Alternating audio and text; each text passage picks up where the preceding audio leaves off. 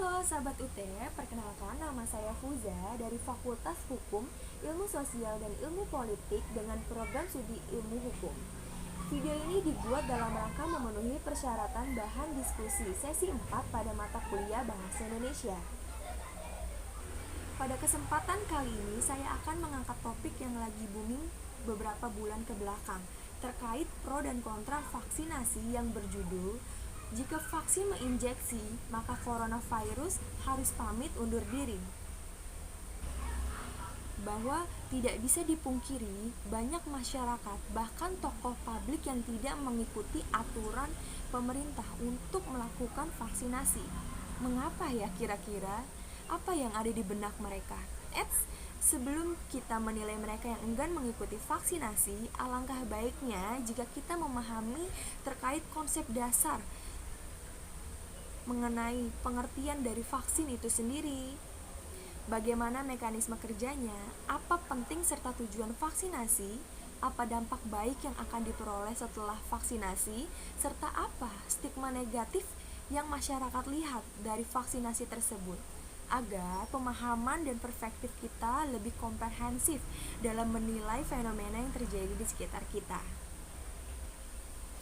Vaksin merupakan antigen atau mikroorganisme yang diinaktivasi atau dilemahkan, yang bila diberikan kepada tubuh orang yang sehat akan membentuk antibodi spesifik terhadap mikroorganisme tertentu.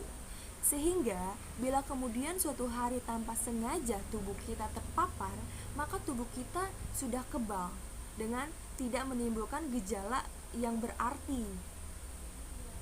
Tetapi masih ada kekhawatiran masyarakat terkait efek samping serta kurangnya tingkat kepercayaan terhadap pemerintah mengenai keamanan dan efikasinya. Menanggapi hal tersebut, Kepala Badan Pengawasan Obat dan Makanan yakni Penny Kaklukito angkat bicara bahwa pihaknya selalu berkolaborasi bersama para pakar dalam memastikan pemenuhan standar keamanan, khasiat dan mutu vaksin. Hal tersebut diperkuat dengan adanya observasi terhadap 1.620 relawan vaksinasi, bahwa tidak ada yang memperlihatkan gejala berarti setelah proses vaksinasi tersebut. Hanya sakit di tempat suntikan, sedikit merah, sedikit demam, dan flu biasa. Lantas, mengapa pemerintah aktif menyuarakan terkait pelaksanaan vaksinasi? Hal tersebut guna mendukung angka penurunan positif COVID dan memperbaiki suasana kemerosotan ekonomi dan pembangunan bangsa ini. Karena angka sasaran vaksinasi berbanding lurus dengan angka penurunan positif COVID. Untuk lebih memperjelas, saya akan menampilkan kurva. Baik, berdasarkan kurva di atas yang saya ambil dari sumber websitenya Kementerian Kesehatan, bahwa presentasi penerima vaksin meningkat sebesar 12,8% pada rentang waktu tersebut. Baik, di kurva selanjutnya, dari data fakta menunjukkan bahwa di antara beberapa negara, Indonesia mengalami kurva penurunan terhadap jumlah positif COVID. Kita bisa lihat bahwa kurva atau garis negara Indonesia itu berwarna hijau. Itu cenderung landai. Lalu, kurva yang ketiga menjelaskan presentasi orang melakukan tes rapid beserta hasil pelaporan positif COVID-nya. Berdasarkan beberapa kurva yang sudah saya tampilkan di atas, menurut pandangan saya dan berdasarkan data fakta yang ada yang telah saya jabarkan, bahwa pengaruh peningkatan injeksi vaksin atau minat serta pelaksanaan kegiatan vaksinasi berkorelatif dan berbanding lurus dengan penurunan angka positif COVID.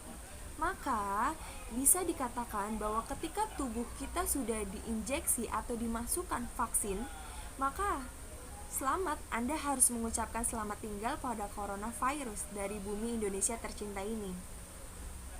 Sebab dengan kita melakukan vaksin itu sama halnya kita telah memerangi virus corona.